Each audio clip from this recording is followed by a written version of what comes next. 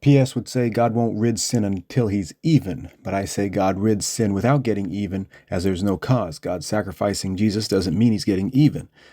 Getting even is from your imagination. God's better than that. Would say God only loves us and only hates sin. The cross separates us from sin. PSAT says that God has two minds toward us. He hates and loves us. This is because he won't think of us as separate from sins, yet not until he finishes hating us on the cross. So on the cross, we see how forgivable sin is, yet how gloriously God forgives anyway. In PSAT, we see God help the mechanical spirit of PS get even. God no longer holds anything against us, as his son did on the cross. So God's wrath was released in letting Jesus die.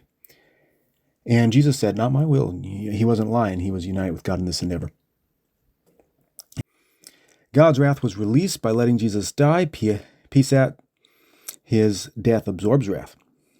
Okay, but God wasn't being against us on the cross. Death is against us. Right, and God allowed for that. No, God was directly killing us through Jesus, they would say. I'd say no, but he was putting away our sin with Jesus' dying body. So they'd say we have been punished through Christ, but I'd say no one was punished for our sins. Penalty substitution is not just another perspective on the gospel. In fact, I often hear that PSA is better than other perspectives.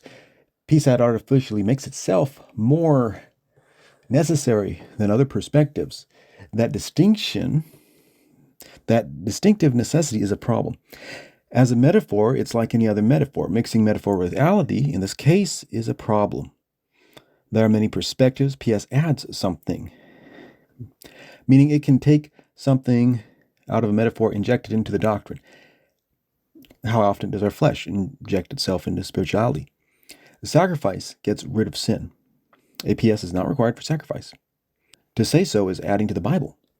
Jesus' sacrifice is why God forgives us.